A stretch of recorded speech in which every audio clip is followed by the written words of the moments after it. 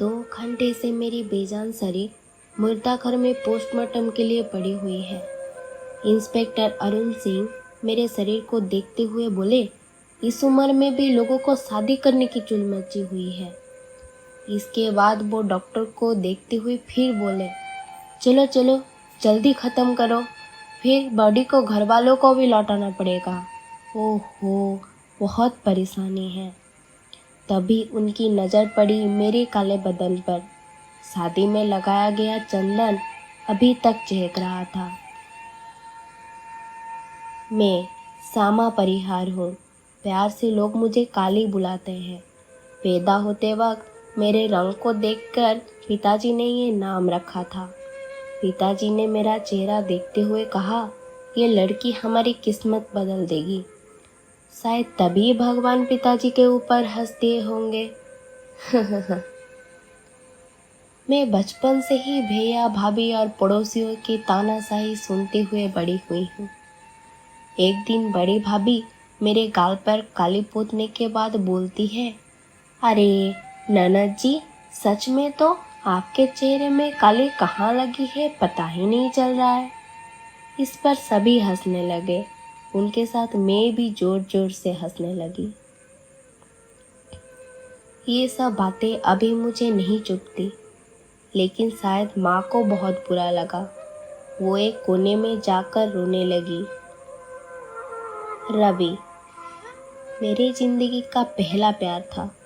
जब मैं छोटी थी, पास वाली मीना काकी के घर जाके रवि से ढेर सारी कहानियाँ सुनती। एक दिन रवि मेरे हाथ पकड़ के पूछा कि क्या तुम मुझसे शादी करोगी? ये बात सुन के शर्म के मारे मैं घर की ओर छूटी। दिन रात मेरे सपने में सिर्फ रवि था और मैं सोचती थी कि शायद मैं भी उसके सपने में हूँ। पर ये खुशी ज़्यादा दिन तक टिक नहीं पाई। जब मुझे पता चला कि रवि की शादी मेरी ही सहेली के साथ तय हो गई है।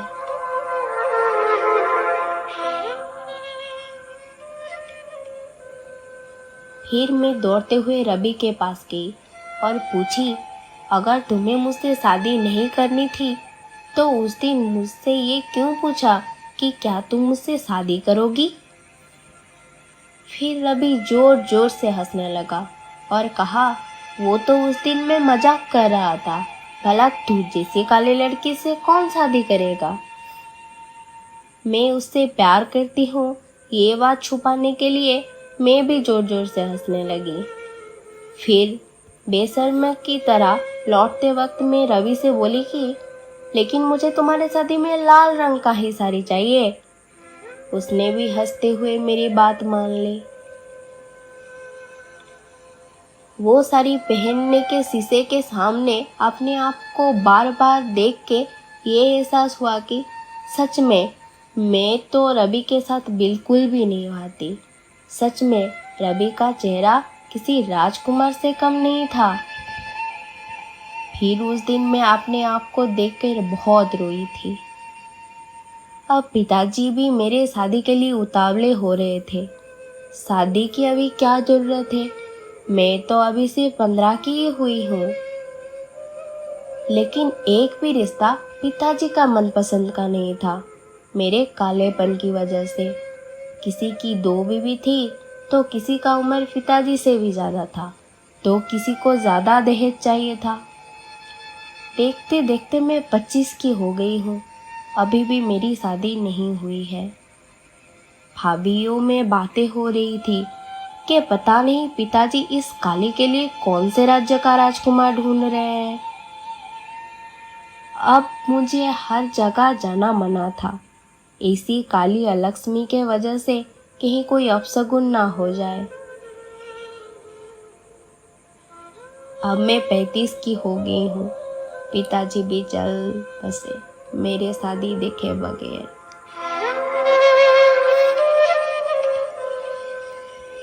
फिर एक दिन भाभी की बड़ी बेटी की शादी हो रही थी। मैं तो क्या पहनूंगी ये भी तय कर लिया था। फिर शादी के दिन मुझे पता चला कि मैं तो उस शादी में आमंत्रित ही नहीं हूँ। बहुत बुरा लगा। और भगवान के ऊपर बहुत गुस्सा आ रहा था। मेरे भाई बहन को बनाते वक्त इतना सुंदर बनाया, लेकिन शायद मुझे बनाते समय उनका गोरा रंग थोड़ा खत्म हो गया था। आखिरकार एक रिश्ता मिला। दूल्हे की उम्र 65 साल है। फिर भी मुझे कोई फर्क नहीं पड़ता। लड़कों का उम्र भला कौन देखता है। उनको सिर्फ 10 तोले सोने और 5,000 नकद चाहिए थी। हमारे लिए रकम थोड़ी ज़्यादा थी, लेकिन मेरे शादी के लिए भैया भाभी मान गए थे। पता नहीं शादी का रकम जुगाड़ हो पाया या नहीं। माँ इस शादी से खुश तो नहीं थी, पर पिताजी के जाने के बाद माँ की कोई नहीं सुनता। अब सब कुछ भैया भाभी ही है। मुझे शादी के लिए लाल बनारसी और चंदन लगा के तैयार कर दिया गया। दूल्हा भी आ गया है। सब बहुत कुछ बोल रहे हैं, बूढ़ा है, ये है, वो है, पर मुझे इन सब से कोई फर्क नहीं पड़ रहा। आखिरकार शादी तो हो रही है। मुझे अभी किसी के ताने नहीं सुनने पड़ेंगे। इस खुशी की माहौल में अचानक बाहर से शोर शराबा आने लगा। सुनने में आया कि शायद शादी का रकम जुगाड़ नहीं हो पाया। भैया भाभी सोच रहे थे कि बस किसी तरह ये शादी हो जाए, लेकिन दूल्हा बहुत चालाक था। दहेज की रकम ना रखने तक वो शादी नहीं करेगा बोला। आखिरकार शादी टूट ही गई।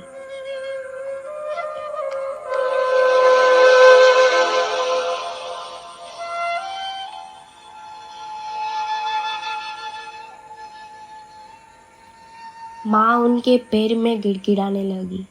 फिर भी कोई बात नहीं बनी। वो लोग आखिर शादी तोड़ के चले गए। अब तो रोने की भी ताकत नहीं बची मुझ में।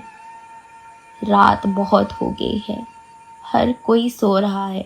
शायद माँ अभी भी रो रही है।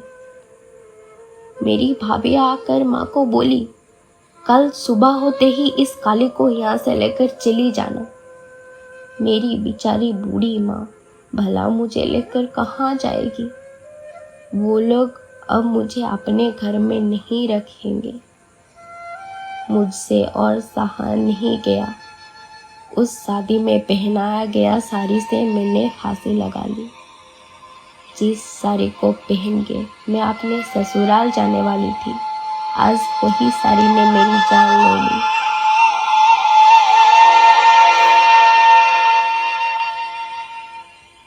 सारी रात मेरी लाश लटकती रही। किसी ने भी ध्यान नहीं दिया। मेरे शरीर का अंतिम संस्कार बहुत पहले ही कर दिया गया था।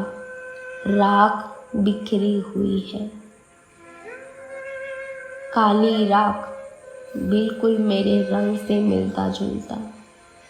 वैसे तो गोरे काले लोगों की राख में कोई अंतर नहीं होता, लेकिन लोगों में इतना अंतर क्यों होता है? मरने के बाद सबको इसी काले रंग में लौटना ही पड़ता है। ये बातें सबको पता है, फिर भी पता नहीं लोग मुझे इतना नफरत क्यों करते थे। बहुत नफरत करते थे।